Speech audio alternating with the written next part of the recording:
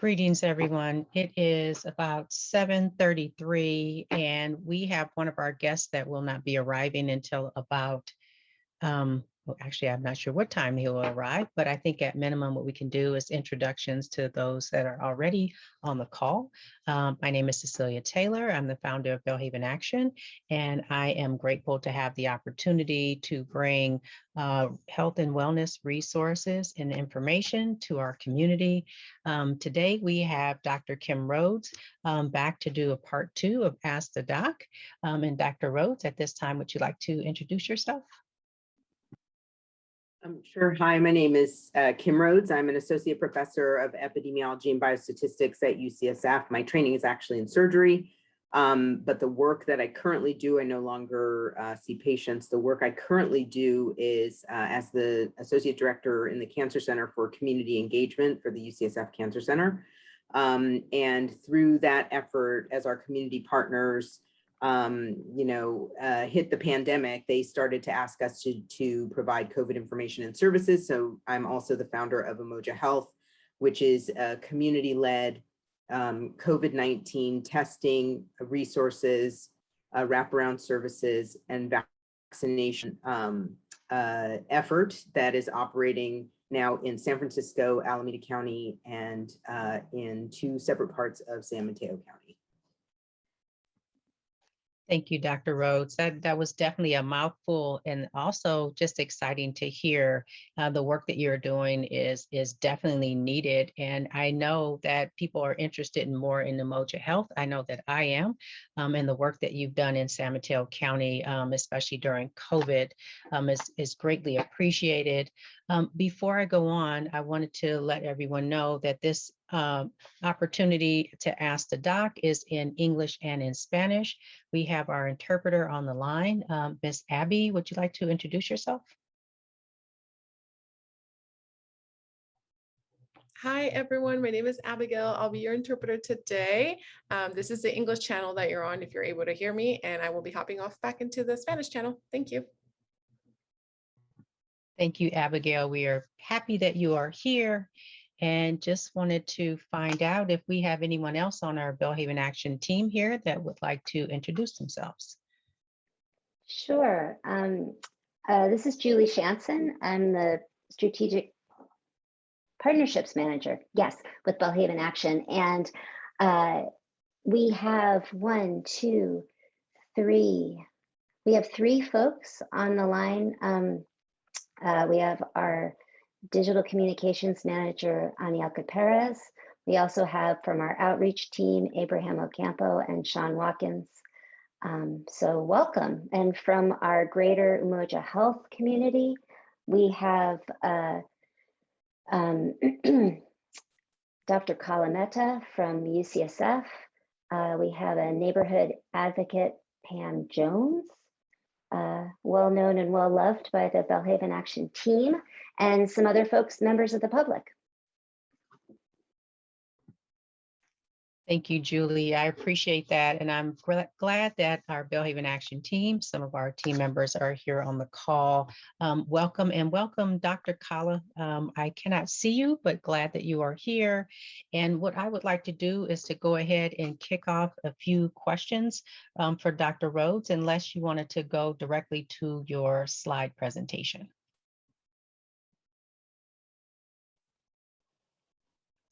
We can go directly to questions just to maximize, getting the information that the people really want. If the slides are relevant, which are about boosters, then I'll be happy to share them. Okay, thank you. I wanted to take this opportunity because the first time that I thought about having the second Ask the Doc, questions came to my mind. How to stay safe and what's next? I've had a vaccine. So if you've had a vaccine, that's great. That is one layer of protection from severe COVID, hospitalization, and death. I think I'll probably say that, several times, because I want people to understand that even though you've been vaccinated, you can still become infected with COVID. The rates of infection are much lower in those who are vaccinated, But that said, it doesn't mean take your mask off and throw it away and celebrate in the streets that COVID is over, because unfortunately we're still in it. So in order to stay safe, the biggest thing that we have underemphasized is ventilation. And this is important as we get into the holiday season, because people will be gathering and it's cool outside. So people will be gathering indoors. What we understand about COVID very clearly now is it is an airborne disease. And so ventilation is critically important to waft away the little particles that hang in the air. Before we talked a lot about droplets. Droplets are the heavy small particles that when you sneeze and you see a spray of stuff, those are droplets. You see them immediately fall to the floor. What you cannot see are the particles that hang in the air. So please make sure that you're in spaces that are either outdoors or where there are windows and doors that can be opened for cross ventilation. Of course, mask wearing helps a tremendous amount because it cuts down on what is airborne. And then hand washing, the typical public health measures, hand washing, maintaining some social distance. And now that there are over the counter tests, rapid test kits by Binax Now, BINAX Now, NOW, that can be purchased at Walgreens, CVS for about $38 per set of 2 tests. You can also do rapid testing before you gather. So this is only reassurance if it's negative, that you are negative today. It means that you are not shedding viral particles. So I think these are the primary approaches to staying safe right now. And the added layer really is these rapid tests that can be purchased over the counter. Thank you, Dr. Rhoads. And one other piece I wanted to ask to that, another layer is, what's next? I haven't had a vaccine. If you haven't had a vaccine, you need to take extra and additional precautions.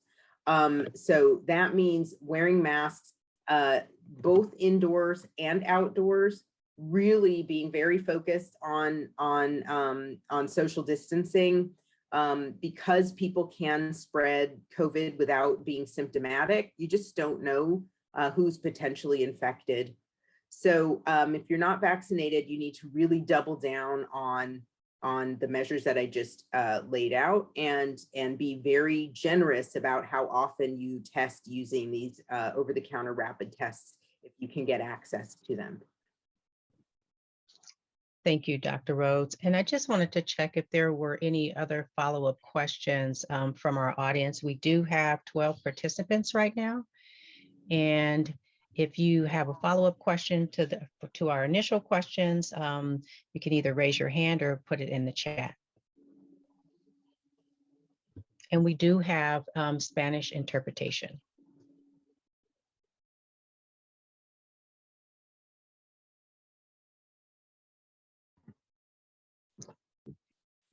Well, I do not see any questions at this time. However, you have that ability for this. Hang on, you do see something? We have a question from Pam Jones. I'm going to ask you to go ahead and unmute if you want to ask your question, Ms. Jones. Yes, good evening. And thank you so much, Doctor, for being here and helping us to have a better understanding of all of the things about COVID. I'm a 71-year-old and I was hesitant about getting my first 2 doses, but I did it as late as I could. Now that I have to have a booster, I'm concerned because not only do I need the booster, but the flu, which I'm having first. And I have to do pre-meds for both. And, and so it's really rather daunting. So I'm wondering, do I really need the booster now, or can I wait for a total of a year from my first dose or doses? I had both of them. Great. I'm glad you got your first series. That's really important. What we understand now about all 3 of the vaccines is that the protection goes down over time. And the window of waning, what we call waning of the protection, is about 6 months for both the Pfizer and Moderna vaccines, which were the 2 series shot. If you had a Johnson & Johnson, and I know that Ms. Jones, that's not your circumstance, but if you had a Johnson & Johnson, you've got a 2-month window at this point that we're recommending that you get what we're calling a booster. So the risk you take is that decline in your protection at 6 months, maybe depending on which vaccine you got, maybe at about 60% when you started probably in the 90s after your second dose. So what we don't know is over the course of the next 6 months, if you decide to wait a year, does that 60% stay at 60%, or does it continue to drop down into, you know, the 50s, 40s, and 30% protection? So over time, you're losing the protection that you started with after the 2 doses. I guess I would add, one thing I would add is that, well, there's 2 things I would add. In your the circumstance that you laid out, there's no reason to wait between the flu shot and the booster dose. So if you have to pre-medicate with the same medications, and we don't need to really go into detail, if you want to chat to me privately, I'm happy to respond specifically to what your pre-medication is. But if you have to pre-medicate for both, I would recommend that you pre-medicate one time and get both of your shots at the same time, because then you don't have to go through that daunting process twice. And there is no contraindication to getting the 2 shots at the same time. In fact, it's being heavily recommended just because we know we want people to get vaccinated for the flu here during this winter season. And of course, we know that there's waning protection from COVID that is requiring this booster shot. And then the last thing I would say is if your pre-medications include anything that is immune suppressive, like some people have to take steroids, for example, before they get a CAT scan because of an allergy to contrast. If you are a person who takes steroids, you may be at baseline immune compromised, in which case I really want to emphasize the need for a booster in this situation with some urgency. Thank you, Dr. Rhoads. And there's a message in the chat that we have a question in Spanish.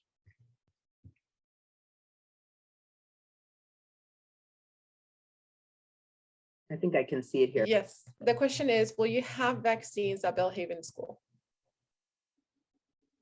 So I think that's a question for anyone who's engaged with the local distribution of vaccines. So mhm. actually, I can take that one, Dr. Rhoads. Great. This is Julie from Belhaven Action. This weekend, we are helping with 2 different vaccination clinics. The first one on Saturday from 9 to 12 is for first and second doses for anyone who is age 5 or older. The second one on Sunday is for boosters, and that's for anyone who's 18 or older. So if you want to register a child, we can give you I can pop into the chat how you can go into My Turn to register your child, or we have team members from Belhaven Action that can help set you up and do that for you. But we do have to make appointments for the vaccination clinic on Saturday morning from 9 to 12 at Belhaven School. Thank you, Julie. And I think it would be really helpful to put the information in the chat. I will add from the perspective of sort of from a systems level and public health perspective, the volume of pediatric vaccine, which is actually a different formulation. We all know, I think, that the dose is different, but it actually is being shipped by Pfizer in a different bottle with a different volume of the solution to dilute it up. And those vials that are specifically for the pediatric population, the 5 to 11-year-olds, is not yet flowing the same way that the vaccine is abundant and available for adults. So you may see appointments being gobbled up quickly. I just got a call yesterday from another physician advocate here in Alameda County who's looking for a shot for her 9-year-old because she couldn't get an appointment, and I believe she was trying to do it through Kaiser. So there's a lot of emphasis on getting that vaccine into the hands of pediatricians or clinics who see children, and sort of a push to have people go to those offices to get it. out in the community, the pediatric doses have not yet really gotten to that point where there's so much vaccine available the way it is for adults that you'll be able to get it kind of easily in the community. Most of these appointments right now are going by appointment. Thank you, Dr. Rhoads. That was helpful information because we all experienced the lengthy time it took for adults to get the vaccines. So now we need to expect some extra time for our youth to get vaccines as well. And if there aren't any additional questions at this time, we can. I see one there. There's a follow-up. Just to be sure, can both the booster and flu shots be taken together? The answer to that is yes, they can. You may be extremely tired. This is just anecdotally what we're hearing from some folks who got the flu shot and then got the booster within a couple days, just a little more fatigue. But there's no, it's very safe and there's no medical or clinical reason not to do so. And the next question I think I see there was, do I need to be concerned about having the same vaccine? I had Moderna and prefer Moderna. And I'm just going to show my bias. I prefer Moderna as well, just because we sort of refer to it as no drama Moderna. You haven't seen a lot of crazy things in the news about Moderna or Moderna kind of being commercially motivated. And those are just my personal observations. But the other point to make is that in the studies that are now emerging around the durability of vaccine, Moderna appears to be holding up slightly longer than Pfizer. This might be actually a good point to just share one graphical image here, if I can. So when we're looking at waning of immunity, what you can see here, and this is a study that has not yet been peer reviewed, but is likely to be published soon because it's 600,000. So on the other side of a 500,000 of folks in the Veterans Administration. So it's a very diverse population, and they looked at those who had breakthrough infections with COVID who had been vaccinated. And what you can see is that the durability of the different vaccines is listed here and starts to show you a steep and steady drop off over time for the protection from the Johnson & Johnson, which explains kind of why we have this 2-month period to get your booster. And then for Moderna and Pfizer, you can see that Pfizer comes down slightly faster, Moderna comes down the slowest. And you can also see the levels here highlighted in terms of the percent of protection. J&J, really the FDA made remark that this really should be a second dose for folks who got J&J, and that's why that 3% looks so dramatic, because you only got one dose, so you're not quite protected. And then you can see that the Pfizer goes down from 91% to 50% and Moderna from 92 to 64%. So there is a little bit of a durability advantage with Moderna. However, that said, and I'm going to stop sharing this screen. That said, there is a sense that, and data to support that if you mix and match the booster with your original dose. So if you had Moderna first, you get a Pfizer for a booster, or if you get Pfizer first, you get Moderna for a booster. That's very safe. And you get somewhat of a slight increase over the protection that you would get if you stuck with the same dose. So we're opening it up. California's opening it up. You can have either a Pfizer or a Moderna. If you had Johnson & Johnson, you can get a second Johnson & Johnson shot, but we're really recommending that people get an mRNA vaccine as the booster for Johnson & Johnson. And the way I like to think about it is that it's sort of like having two different trainers. So your first trainer showed you, how to do these dance moves, and your second trainer is going to teach you some other dance moves. So your repertoire of how you can dance is much broader because you've been exposed to two different kinds of training. So you can kind of think about it that way on the mix and match, is that your body's getting more information about how to recognize the spike protein more immediately, because it recognizes the right side and it recognizes the left side, for example. Dr. Rhodes, is there anything that you can suggest that those who are going for a booster this weekend can do to prepare their bodies for it? So people like to take a Tylenol or a Motrin, ibuprofen, before you get the shot. I would actually wait until after to see if you get symptoms and then take something like that. There's no real magic to, taking it a couple of hours before preemptively. But the thing is that we don't know if you're going to get symptoms. If you got symptoms the first time, then chances are you may get symptoms the second time. The Moderna shot is half the dose that you got in the regular initial 2 doses.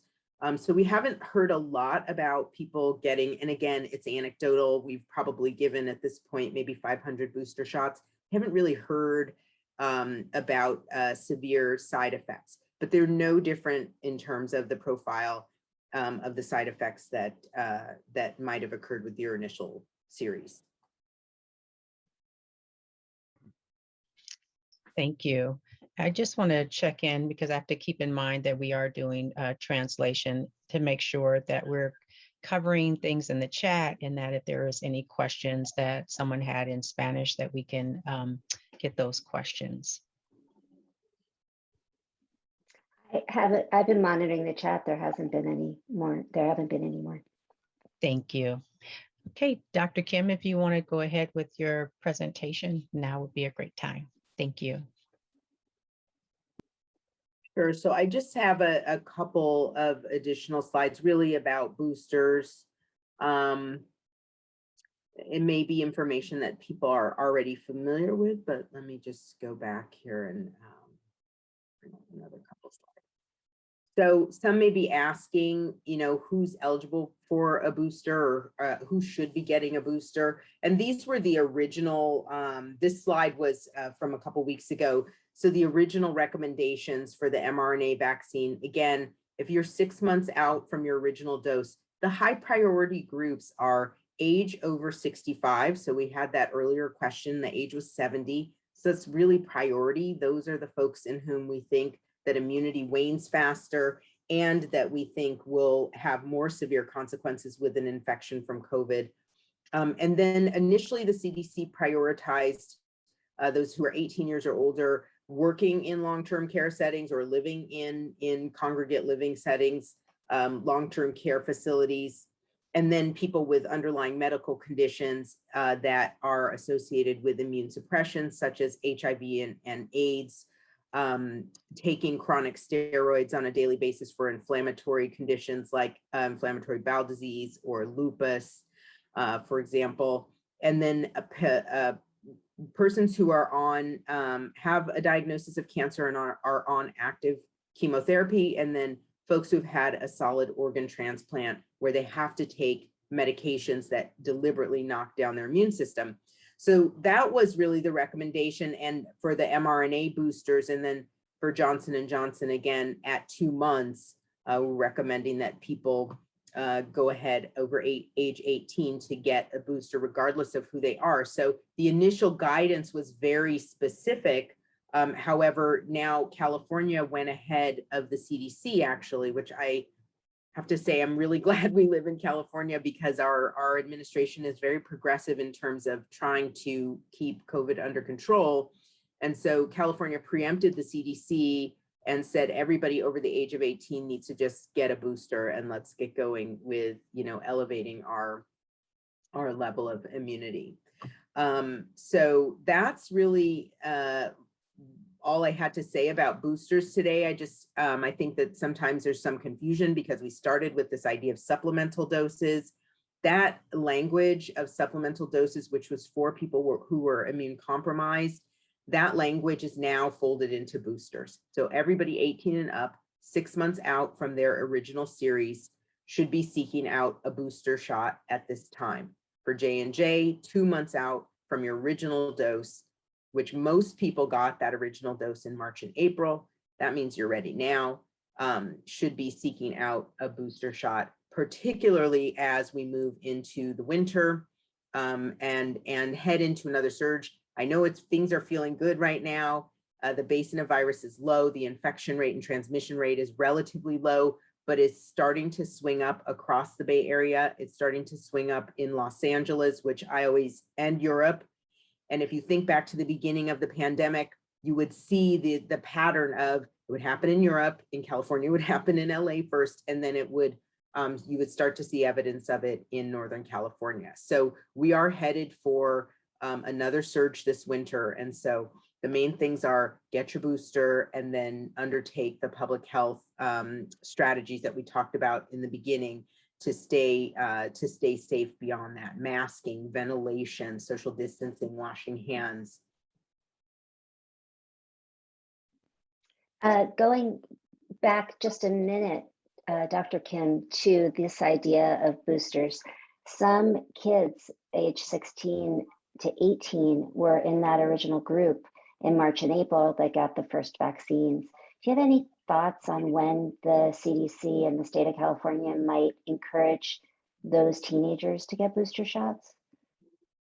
My guess, just based on, if you think about the young people who were in the clinical trials that got us the emergency use authorization for 12 to 16-year-old, they're going to have to follow them out, for 6 months and start watching for infection. And I really don't want to call it breakthrough, because we know even though you're vaccinated, you can get infected. So we shouldn't be thinking about it as breakthrough, because it makes it sound like a failure of the vaccine. But part of the reason we got this whole booster agenda in the first place was because Israel, where the vaccination process was very successful, very quickly, to high levels of vaccinated folks, they started seeing people getting infected. So really, they were like a clinical trial population in another country ahead of us. So as we're watching what's happening to their immunity, we're thinking about our own, because they are essentially like canaries in a coal mine, if you will. So it's the young people who were on the clinical trials that got us to the point of emergency use authorization. We are going to need to wait to see, probably in the next couple of months, there will be some emergence of Pfizer data about how their immunity is holding up over time. And we'll know in part because if it's starting to wane the way we saw with Pfizer in Israel, what you're going to see is more infections in that particular age group. We have another question for you, Dr. Kim. What is your perspective on testing once you've been vaccinated? I'm a big proponent of continuing to test. I think that's a huge part of the mitigation strategy, because you may not necessarily have symptoms, but if you have COVID, you can still transmit it to other people.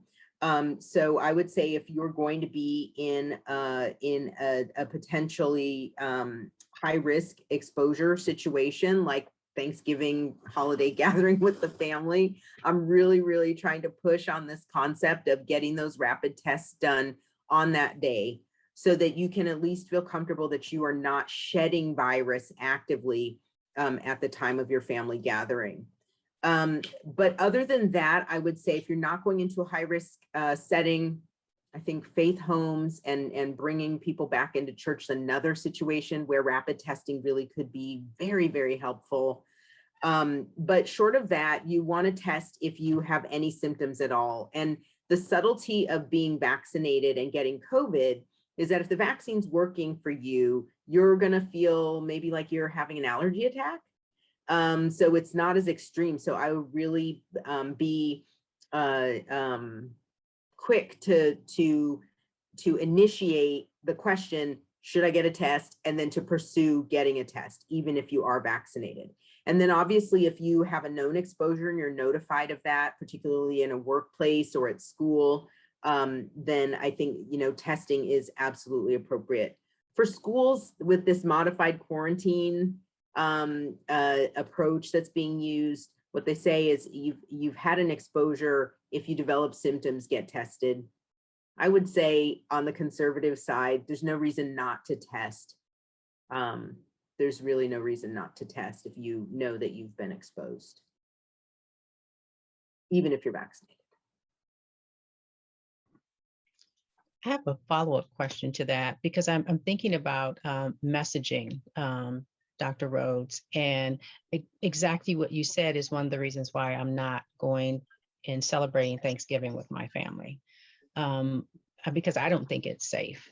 And so just thinking about messaging, and it's not to tell people not to do it, but how to do it safely, and then invest in some rapid tests. I mean, we spend money to prepare our meals, so spend money to keep folks safe. And when you come to get your turkey, you get a rapid test on site. Is that, I mean, I don't know if anybody's doing that already, or how would you even start to do something like that and then get your family to actually support it? Yeah, well, the rapid tests are nasal swab based tests. So everybody would have to be kind of willing to be subjected to that. But it's self-administered. So you can really feel like when the Q-tip feels like it's going too deep, and pull back. We are in Alameda County. We've actually been asked to partner with a big turkey giveaway this coming weekend. So we will be providing actual PCR tests just because our PCRs come back so quickly. So people can do them, you know, and have them back the next day and feel comfortable for the next 72 hours. Whereas, like I said, rapid test is kind of just for that day. So I do think that, and we'll also be providing vaccines. So I do think that that's a smart way to message, because Thanksgiving is just one of those holidays. It's the beginning of the season of let's all be together indoors, which is COVID loves that. So in order to be against it, I would really advocate for people to think about getting some rapid tests. You know, and I would get out there and get them now, not necessarily use them until right around Thanksgiving, but I think they're really flying off the shelves. So get out and get your rapid tests now, and for however many guests you're planning to have, and you know, consider making a rule that says, you know, we're going to do rapid tests. And if you test negative, then, you know, we'll welcome you in and we can all kind of feel safe together. You know, I think it's really hard because some people feel very strongly about their personal freedoms, but at the same time, I think in the balance is it your freedom to not mitigate, or are you talking about your freedom to potentially infect other people? And I think seeing it that way might help folks understand that, like, the test is not really for you, it's for all the other people who want to feel safe around you during this holiday season. And open the windows. And I know that it's going to be cold, but I just can't stress enough.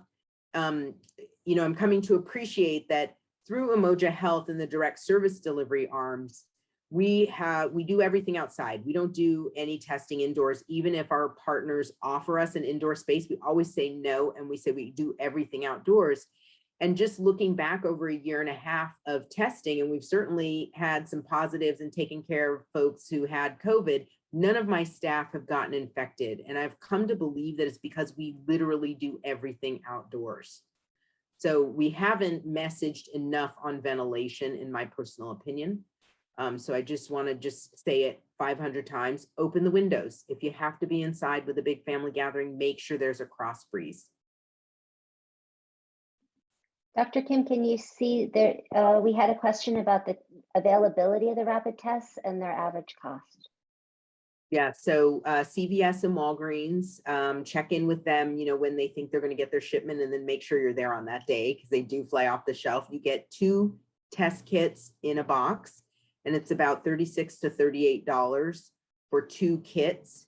And they're going like hotcakes. I think in San Francisco, we are piloting a program where we're going to hand out the home tests, and then try to gauge how much support people need to actually do the tests as a feasibility study for hopefully future mass distribution of rapid tests. Because why shouldn't that be part of our public health mitigation strategy, to provide those tests to people and not have to rely on, do you have $38? And that's only for 2 of you, right? Because if you're having 10 people over for Thanksgiving, you know, that's 5 times $38. And that's a lot of additional money on top of what you're spending on the holidays. And there's inflation this year, and turkeys are expensive, and. So really, the public health department, like we see in other developed countries, I think should undertake an initiative to get every Californian some rapid tests in their hands, especially around the holidays. That would be a dream come true. Well, it's great to hear that there's a pilot coming. And the first thing I thought about, Dr. Rhoads, is a little short video of what it will look like actually happening at a family gathering. This is what's possible, how we work together with information, education, and then something that can keep us all safe. So I hope that's a part of your pilot. Well, right now we're really checking feasibility because it is a swab that you have to put in your own nose. And if you're getting it handed to you at a community site, you know, the instructions you're going to get are brief and not with a real swab and not really up your nose, right? So, so we really need to see if people are going to feel comfortable with this type of process. What I would also love to see is we use saliva-based testing. And it's just as accurate as nasal swab testing. In fact, sometimes it's a little more sensitive. So if you're getting over COVID with a saliva-based test, it'll show that you still have COVID.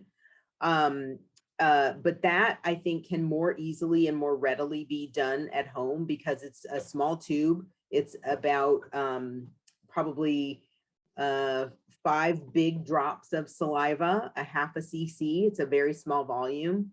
And the processing is very fast. So we'll see if there's a way to package these kits for home. And I think the logistics around how do you get your test back to the testing center, you know, to get it tested will be some of the challenges to get over. But for now, the pilot is kind of to see if people are willing to put the swab in their nose because it's, you know, it's not necessarily that much fun. Thank you. Thank you, Dr. Rhoads. And just checking in to see if we have any questions from in our chat, which I don't see anything at this time. And we also have a Q&A box and that looks empty as well. Just wanted to follow up with the folks who are on line with us. If there's any questions that you want to follow up on after the discussion you just heard from Dr. Rhoads, or if there's something new you'd like to ask, the chat is open for anything you'd like to discuss. Oh, and we didn't, although we don't have video of it, we did do for 2 memorial concerts for local hip hop artists, we were asked to come out and do the rapid testing. And I think in that one weekend, we did nearly 160 tests. It was exhausting because everybody was crowding and all the crowd control was like a mess. However, we didn't have any positives. And I think that, you know, that the incentive to get a wristband to be able to go backstage was one reason people were willing to undergo this process. But I think it's a really smart way to be able to gather in these circumstances. And I think it's going to be, it's actually going to be more effective as we get further into November, December, and January, because that is when the virus is really going to spike back up. So we really could block the transmission and stop the transmission of COVID using these rapid tests. And Dr. Rhoads, do you offer any training on doing the rapid testing? There is actually a video online. It's very short and it's, you know, walks through each step very in a lot of detail about how to use the drops and how far to insert the swab into the nose and how to process and read out the results and to understand, you know, once you put the drops on, it's sort of like a pregnancy test. So you do your swab, you put the drops inside the card, and then you insert the swab into the card and into the actual reagents that you used out of the dropper. And then you seal the little card and the liquid creeps up a small slip of paper that will either have 2 lines or 1 line. And if 2 lines, if you have 1 line, then and so the video gives you pointers about how to tell if the test is invalid or how to tell if you can't rely on the results. So it's very, very straightforward. We trained our staff on how to do it just by demonstrating, I think, maybe 2 tests, and then we were ready to go for that large volume of folks rolling through those 2 memorials. So it's quite easy. I think the challenging part is the swab in the nose. I'm wondering how participants would feel about a quick poll, just to ask the folks who are here whether or not you think you or your family would be willing to take a rapid test. So if that's okay with you guys, I'm gonna pop that question up, and everyone who's here can take the poll.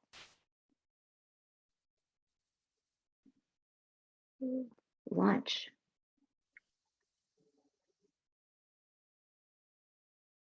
Can everybody see the poll? Please feel free to fill it out.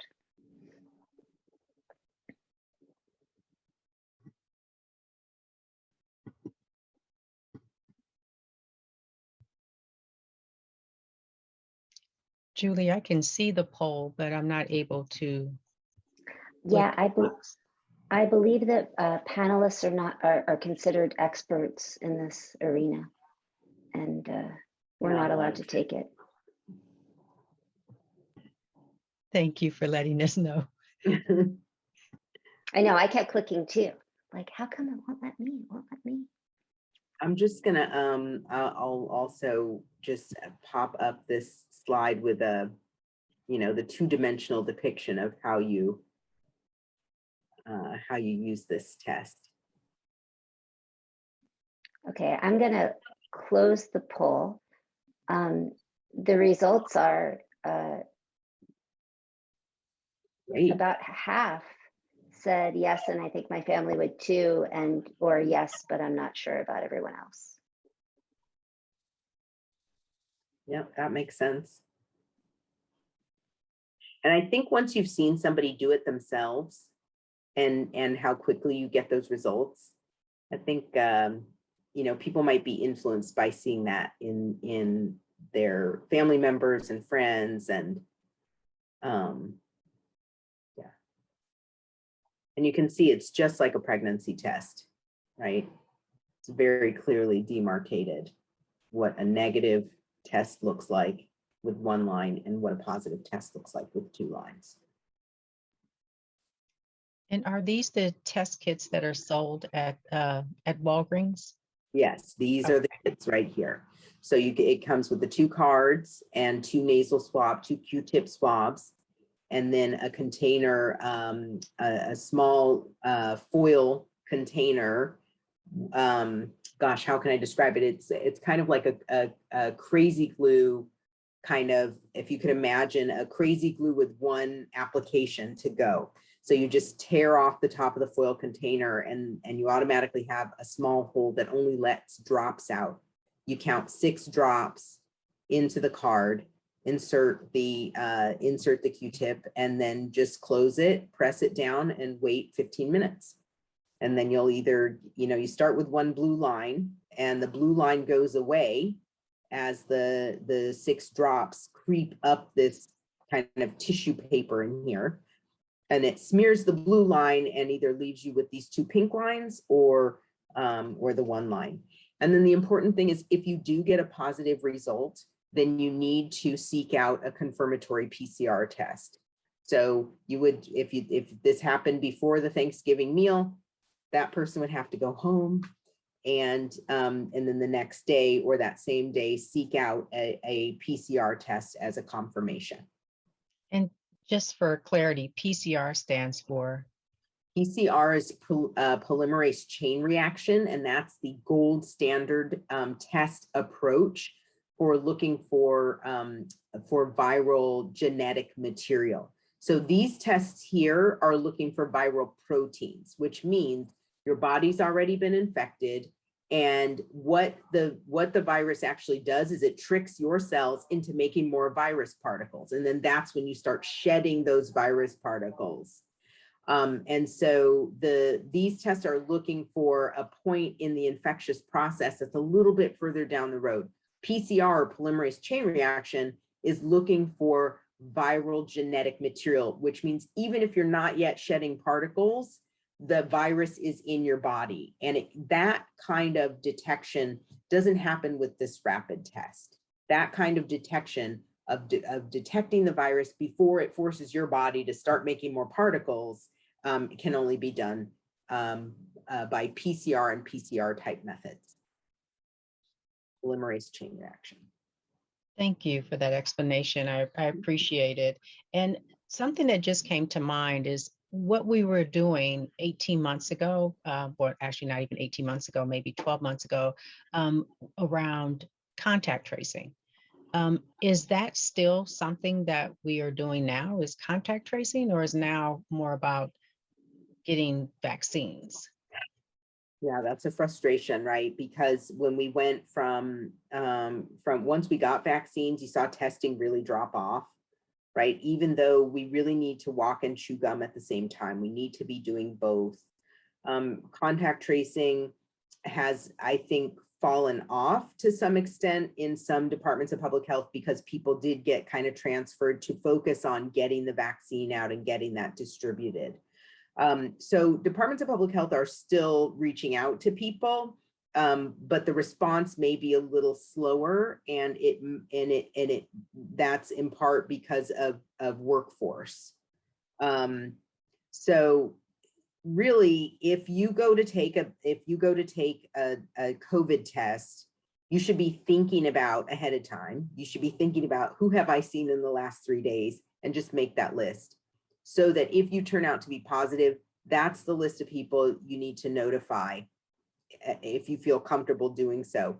And if it's in a work situation, it may be that you notify your employer. They really aren't allowed to tell, who was the person who was infected, but they can notify the rest of the employees that you may have been exposed and you should consider getting a test. Contact tracing is still important. It only really works if you have a limited number of cases. If you have a lot of cases, like when we were in the Delta surge in July and August, it doesn't work because there are too many infections, and we're too much sort of behind the 8 ball of like waiting for the official results to say that the person is infected, and then reaching that person, and then reaching all of the contacts, which sometimes can take several, like 1 hour per contact, just explaining like what do you need to do and answering all kinds of questions. So it's very labor intensive, and during a surge it doesn't work. Yeah, thank you. I have another question. Just thinking about now that we have vaccines for our children, what do we talk to our kids about? Just about everything that's going on and how to digest the information, and then what information do we share? What information don't we share? With kids? Yes.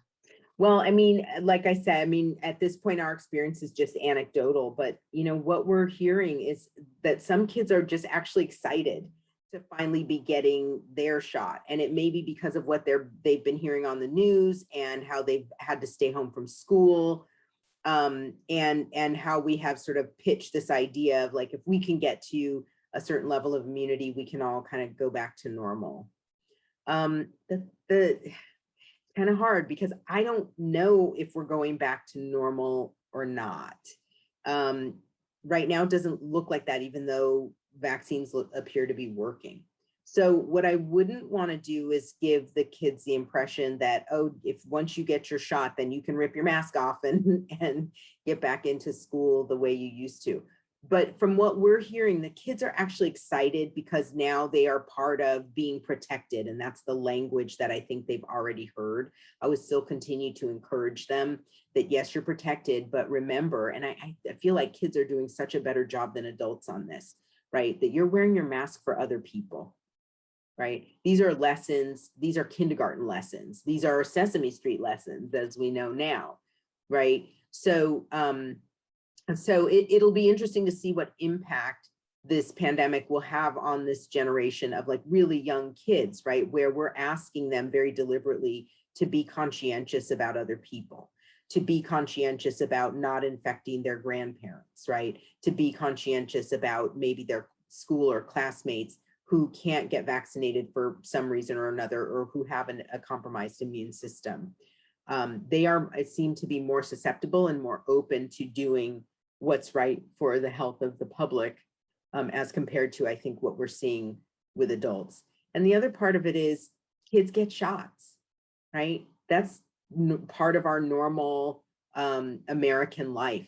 Adults don't get shots, right? Unless you're doing something special like traveling. So that's not part of our American life. So you can kind of see where some parts are going to be smoother than others, because the kids are like, oh, okay, I'm getting another shot. Yeah, I remember shots. I don't really like shots, right? But we've been to the pediatrician before and I've gotten shots. So I think the thing to talk about is to really reinforce, you know, we're doing this actually for each other, less so for ourselves. Thank you. That makes a lot of sense. And I'm jotting my own notes down about what my takeaways are from this conversation. And then also just thinking about what more myself and the Bellhaven Action Team can do for the community to help keep us safe together. And what that looks like. And it's a struggle because we're densely populated, a small amount of area, but it's just getting broader communication to people. The only way we can do that is going door to door, and then keeping our team safe in that process. And so just, you know, which is why this has been so helpful for me, listening to you and then listening to the questions to actually figure that out. I know being a part of a pandemic that we have to be prepared to save ourselves. Yes. And what tools do we need to do that? And so that's what my organization is committed to doing. So thank you for being here. Oh, my pleasure, always. I'm glad you're recording so that others can get access to it. And there are, you know, Emoja meetings now happening all over the Bay Area, which is exciting, really community serving community. And so if people want to get involved, not necessarily doing direct service delivery of any sort, but I am starting to see these Emoja meetings that happen on a weekly basis as like a weekly news broadcast. What's happening with COVID in your county right now this week? And then what is, because the county public health departments get on, what is the county planning for your community and where can you access services? And so that's been, I think, a real source of kind of on the ground information. And I think that we should really open up those meetings to anybody who's interested to get on, because we are, you know, we covered boosters before boosters were approved. We covered variants before variants was a thing, before anybody really knew what that was. We cover what's in the news. And then we try to get our expertise around like the young people getting vaccinated and what does that look like. We try to bring those guests in. So I would encourage folks to engage with these weekly meetings in their own jurisdiction, whether it's Alameda County, San Francisco, and now San Mateo, both South County and North County, to get just a slice each week, get questions answered, and understand the system of how we're trying to get out of this pandemic. So part of the solution. Yes to everything you just said. I love Emoja Health. Thank you, Dr. Rhoads. Are there any questions from our participants, our BHA team? Yeah, I wonder if folks could share, or how you will share out how people can get engaged with these weekly meetings, just to get as a source of information.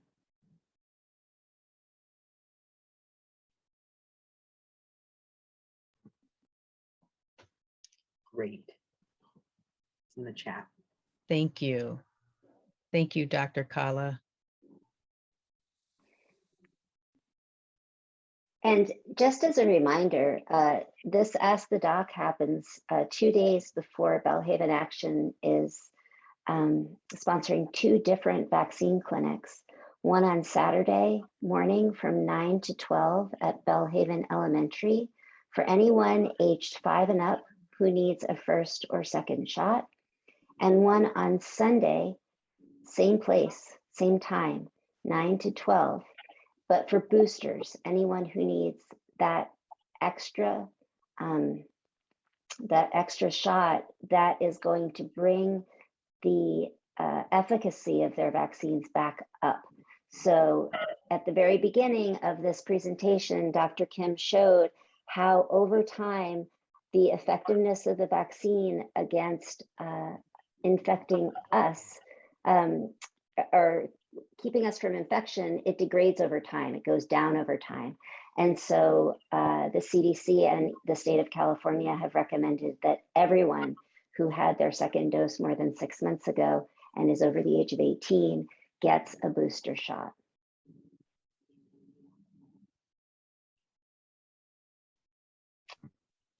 Thank you, Julie. We appreciate you sharing that information.